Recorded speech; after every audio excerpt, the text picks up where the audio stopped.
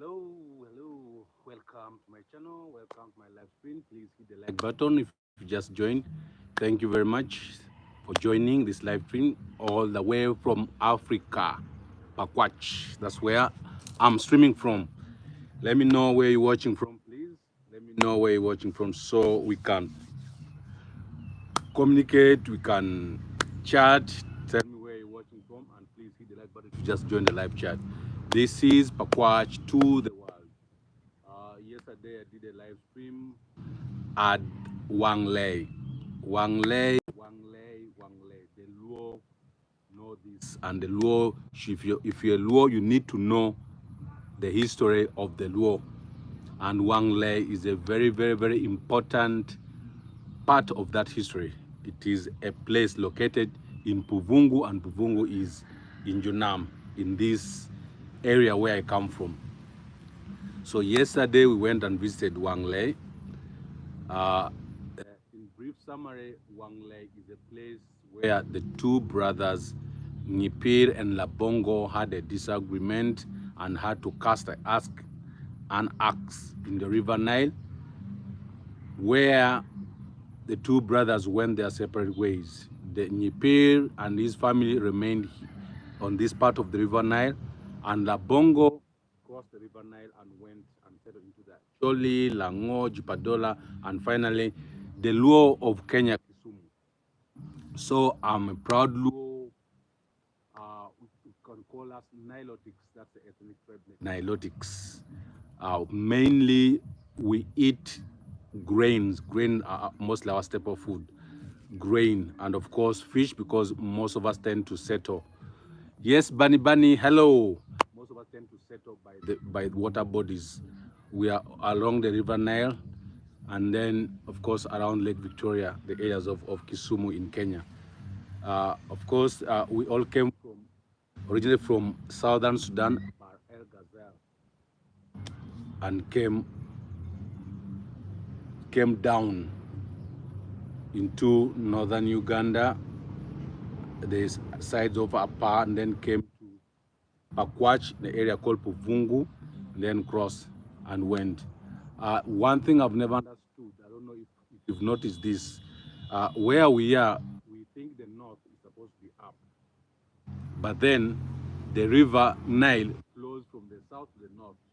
So I don't know what it means, because we've always, when you're in the center, said I'm going north, they said I'm going up country, up the upper. So we assume that the north is supposed to be a hill.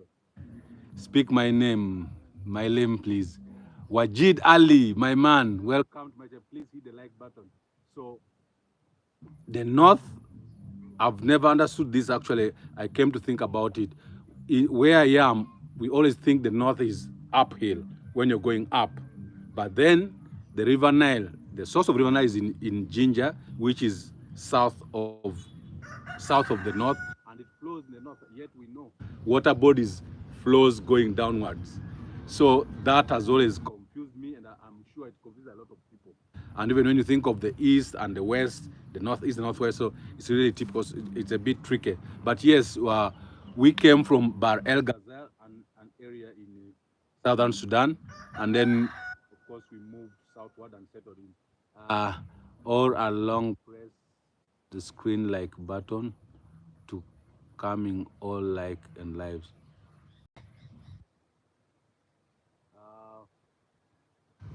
All are long. Press. Bunny, I'm trying to read your message, but I don't get it. But I hope you're trying to direct on what to do.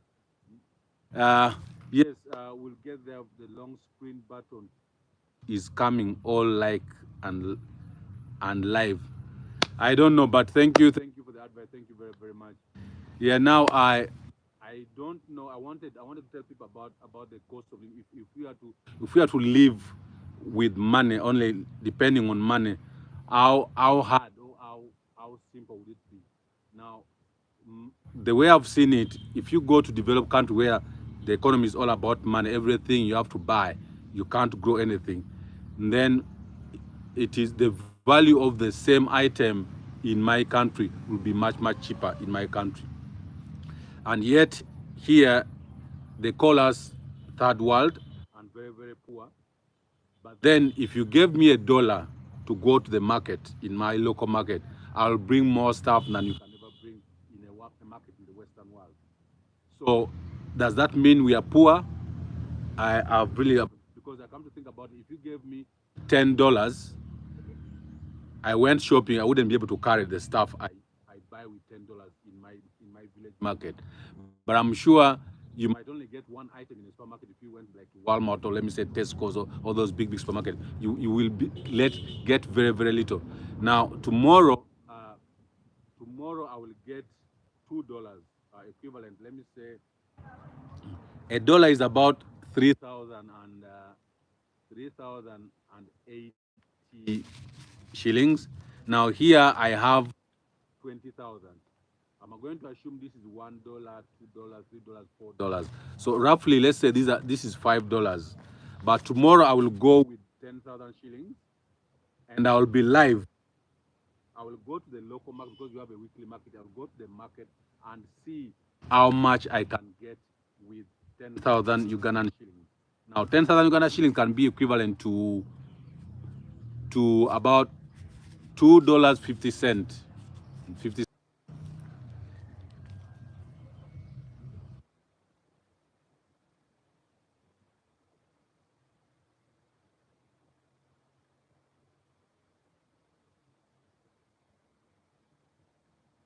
Someone is trying to.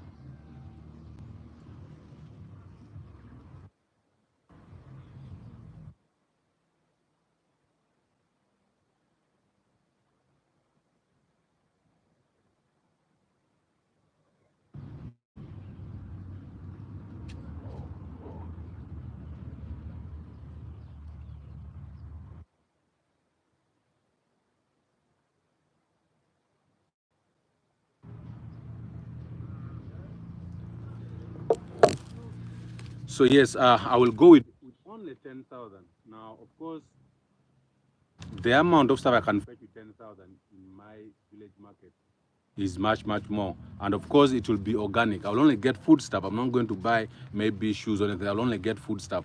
So if you compare that, you'll just know. That's one thing I've never understood. We are very, very poor, but yet the same amount of money, if given to two shoppers in different, let's say, in different countries, they will just fetch. In our market, we will fetch more. So why does that mean that we are poor compared to someone in America, in Europe, or in Asia, when the same amount of money can fetch me more goods or more items? So that's a bit. Those are things like I've told you about the north, south, and east, and then about the value of money, how much same amount of money can fetch in different markets. And of course, most of the stuff we have here, you can see. Oh wait, okay. I started constructing this, but I don't owe anything on it. So if I finish constructing it, it will be mine, and I will never have to wait for anyone to knock on my door demanding me anything on that house. But of course, the biggest number of people, as I know, they get mortgages, they will get cars on loan. But here I don't have to own a car because probably, and then like I said, most of the stuff we eat we grow. And then the other thing also I've ever noticed what they mean by organic food stuff. What do you mean by organic food stuff? Because I don't. When you go to a supermarket, you'll find they'll say that this part of the shell is organic. Of course, we don't have them in Uganda. I've never seen a supermarket where they have, because everything mostly comes straight from the garden, and they put on the market store. You go to a market, you have like vegetable market, you have like fruit market. So everything you get is basically organic. So tomorrow I'm going to keep this 10,000. Now here you can have money. In my village, you can have money, but and don't need to use it, because most of the stuff you need now, mostly people buy things like sugar, soap, and maybe clothing. Now, for me, I've never seen the clothes I have. It's just like I've had them for very, very for such a long time. I can have the same shirt for a long time. I don't feel like I need to buy, but of course, the children, maybe the children feel like every Christmas, every Easter, but it's not a big deal. I did a video last Christmas when we had like many of our nephew cousins at home, and we are saying, of course, they would have loved to get a new dress or a new shirt, but it doesn't matter if they don't get it.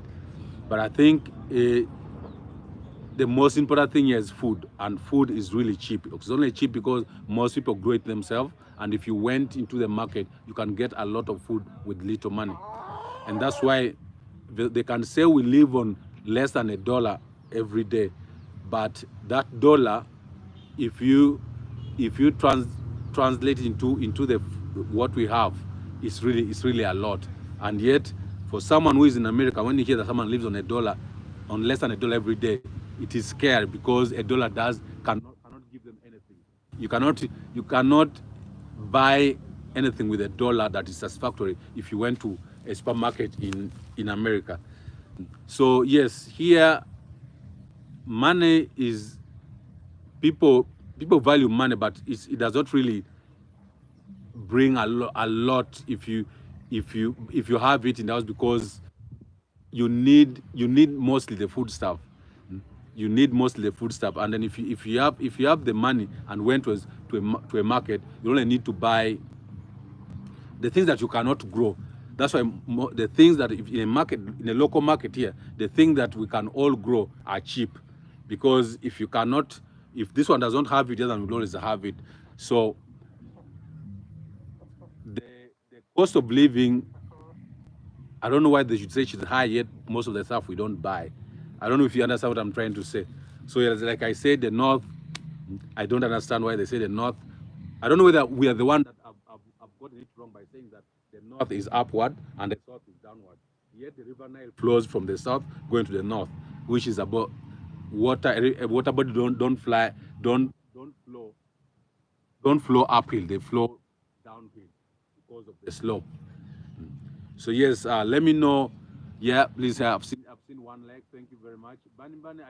I'm trying to digest your message, or a long press. The, so where is the like? You tell me to long press. To long press. Like save. I don't know. I can't see what you're trying to tell me to do. But yeah, I hope I can get, because uh,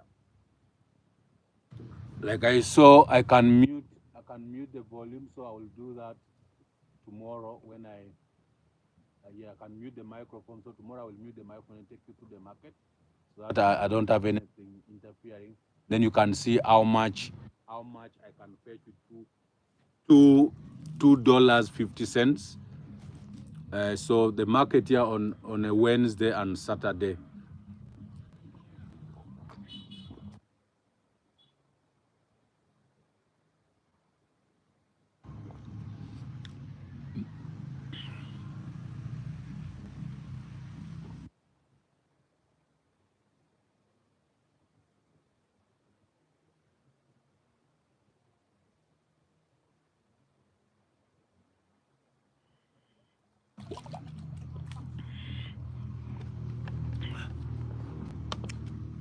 Funny now, we thought the rain was back, but it's been very hot.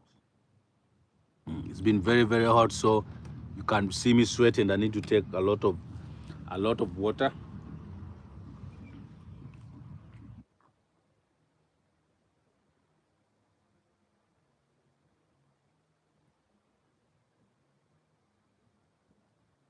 So yeah, like I told you, we never had money till maybe, if let me say, I don't think we've had money for more than 50 years. But before that, people used to use those barter trade, and of course, then they brought the cowrie shells that used to act as a medium of exchange. But before that, people used to use barter trade. Now, barter trade was an item for an item. If you have cassava and you want millet, you take and exchange.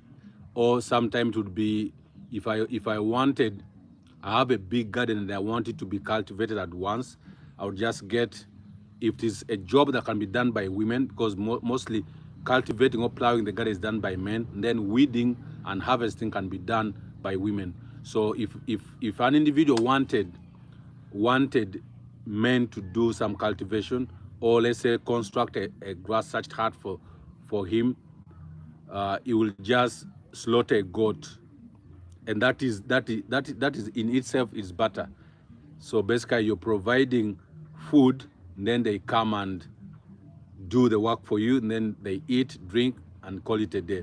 And I've said this before, not because they don't have food where they are, but it's a way of communities helping each other out. So it is barter in itself, like exchanging one thing for the other. So we didn't need money, and actually up to now people still barter trade going on. Of course, that's why I'm saying someone can have money, but they'll find no need to use that money, because they can just exchange the items they have to get what they don't have. And then someone tells them that you're going to give me money, what am I going to buy? Because it might be little money that cannot buy him shoes, but of course can he needs to top of that money to get something that he needs. So yeah, most people used to do, if, even you can just slaughter your cow and smoke it, and then smoke it into big chunks of beef. Then someone comes that I have a basket of cassava, I have a basket of maize, I have a basket of millet, I want some meat. Then of course you exchange. So that has always been the case before money came. But of course now, even though money came, still for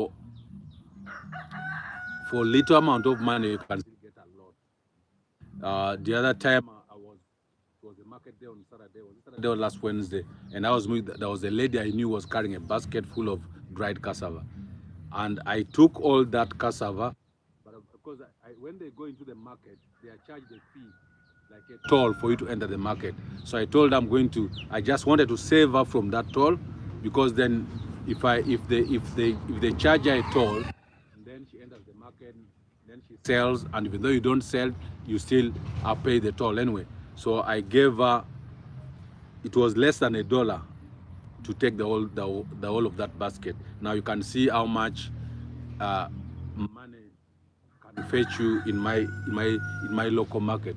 So like I said, tomorrow I'll do it physical. I'll just get 10,000 Ghana shillings, because a dollar is about 3,800, 3,700, or if it is on the high, and then it is about 4,000. But I don't even know the rate right now, because I never, unless I'm traveling, I can never get to look at the rate of dollars. So 10,000 will be equivalent to about $2.50 or a few cents. So I'll get that, go to the market tomorrow, and you guys can see exactly how much I'm going to fetch with that amount of money. I'll go with a basket, of course, so that whatever I buy, I put there, and you'll also be seeing it physically as I buy and pay for it. So yes, the cost of living here, I wouldn't say it is high. Maybe it's only that money that is scarce, but money is scarce because most people have grow the food stuff they need.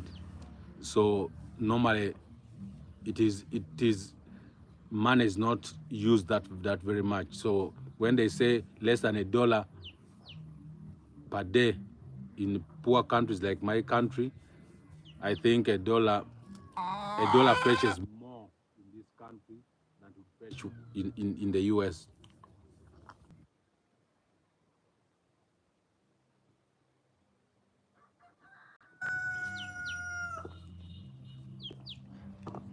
So yeah, this is my shrine.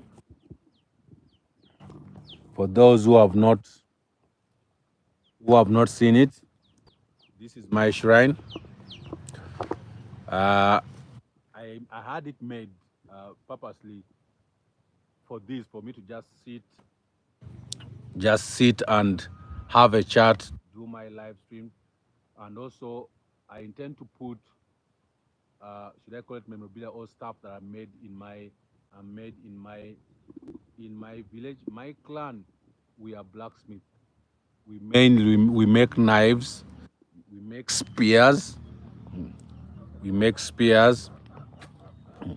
So I intend to put all those items, like now, like this. This is a walking stick, but it has a knife in it. It has a knife. I'm trying to get it out, but it's a, yeah, it has a knife in it. It's a walking stick, but with a knife. So this is what we use for harvesting grass. Is what I used to harvest this grass. I just cut it around here, around the compound. Yes. Yeah. So this one is a hippo. This is a spear for hunting hippo. I put some. This one is of a rabbit, skinned a rabbit. This one is of a goat. This one is the skin of a cow. This one is a goat. This one is a goat. These are drums, locally also made. This is a catapult. Because we used to use that for hunting birds. Of course, I don't do that right now. So these are drums. So yeah, this is my shrine. I normally sit here and do meditate. It is very peaceful and quiet. So I sit here, and of course, when I'm here, I'm connected to my ancestors. I'm well connected to my ancestors. My screen.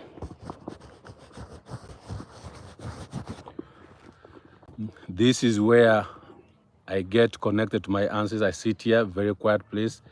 My when I need to think about something or when I'm a bit depressed, I just come here. It is so peaceful. I sit here and think. And of course, whatever I think, whatever solution I get from here, I will think that I'm guided by my ancestors. And that as well as the way it has been. Before people turn this into demonic places, our ancestors used to have them, everyone will have them at home. The purpose of this like to sit and meditate. If you have like an issue in the family, this in the family will come here and sit and try and resolve it and think how best you can resolve it. And it helps you connect because when you're here, you call upon your ancestors. Said, my ancestors come and guide me. And indeed they do. They do. You feel like the decision you have made and normally it works out positively and you think that yes, this has been guidance from above. So as much as we've been told lately to pray for other people ancestors that one we believe in like the Abraham of Israel, our ancestors also do matter. Of course, they've made us think that our ancestors are evil. They made us think that our ancestors are evil, but that shouldn't be the case. I think they can coexist. They can coexist without any problem. So everyone can believe in whatever they feel is right, but we should not make others think that our ancestors don't belong. Me, I think they still belong because of our ancestors, we're able to connect and know how it used to be in the past, how they used to live, how they used to communicate, how they used to basically befriend or heal. Of course, now with modernity, many things have changed. But yes, before all this came, our ancestors used to live happily. They could fall sick and get medicine. They use their herbs or to have dispute and resolve them without having to involve the courts. But these days, of course, even before, when something happens in the village, before you involve the police, it is rare for them to call a police straight away. Because normally, when people have a dispute or have a quarrel, it will always be people of relatives. So it doesn't look nice for you to take your cousin to the courts of law when to be some issue that you can resolve amicably between families. So normally, if anything happened, like today morning, uh, one gentleman found cows eating in his garden.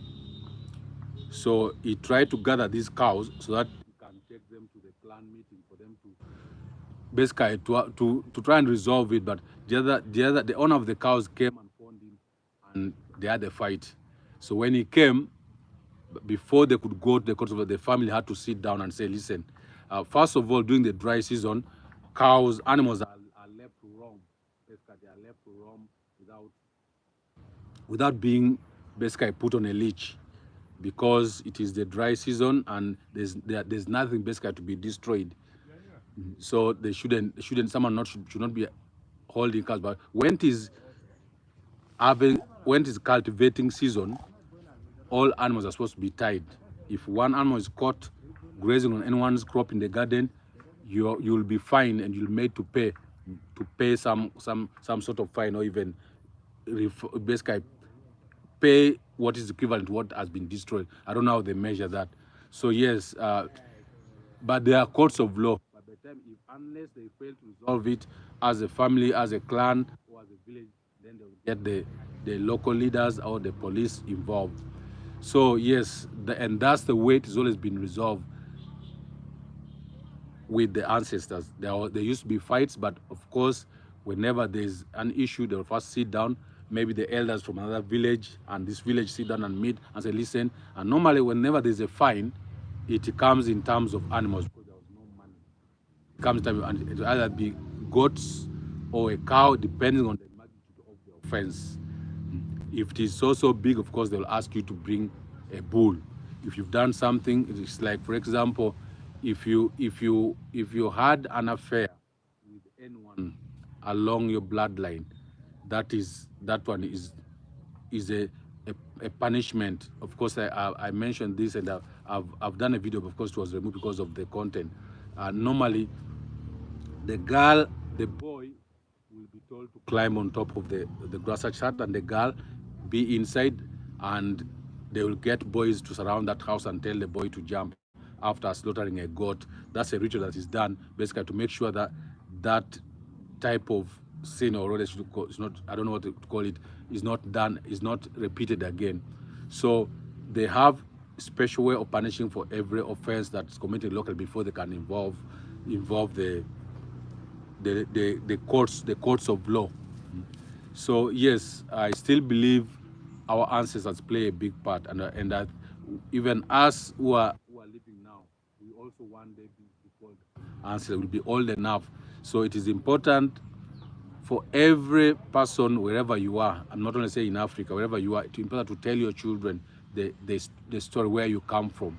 Especially like I told you, for us, we are Luo. Now we know, of course, with time the stories change a bit, because when you read, when you watch different videos on YouTube, and also see the different writings, and then you go and see what was written at the site, they differ a little. They because it's been so long when when it happened. So of course with time they keep changing, but it help us to know at least a bit of the story, where we came from, how we came to be.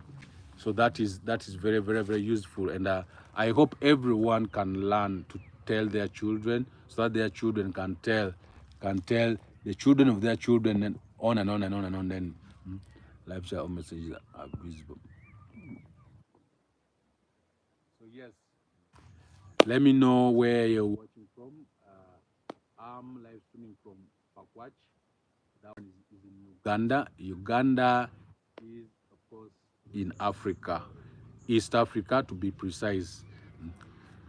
So I thank you very much for all those who have joined my stream, and I hope to see you again. So going to take a walk around so you can see the surrounding of where I live.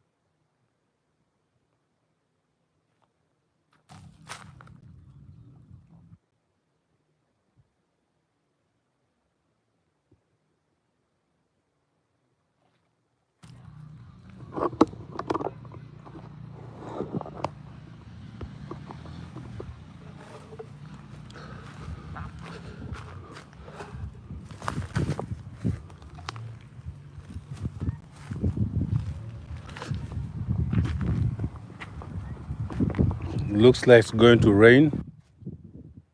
Can see it's getting a bit windy.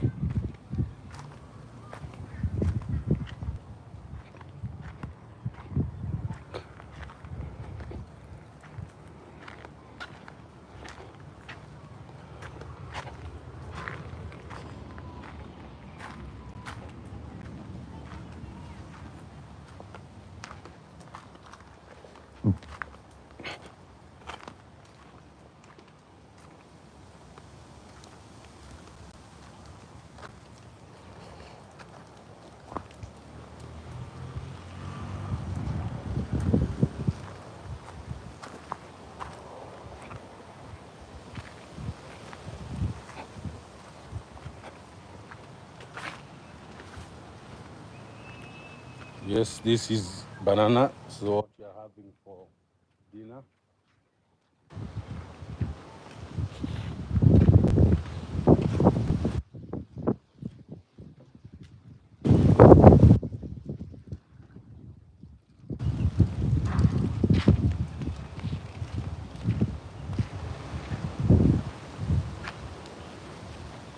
This is the skin of a sheep.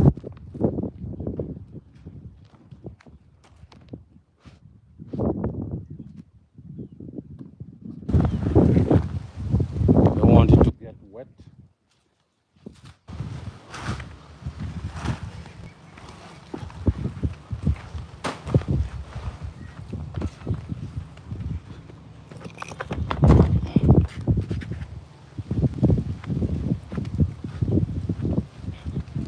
So this is another addition to our homestead.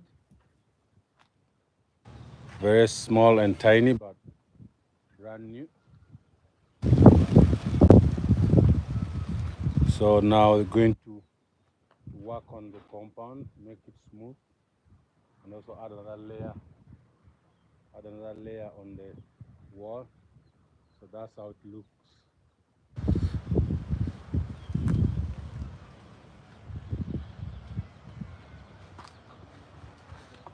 I showed you this banana when it had just come out. So soon, in a few weeks, we'll be harvesting it as well. Sometime back, banana didn't used to grow here. People didn't think it grows, but now, yeah, it does grow here, and we're enjoying that.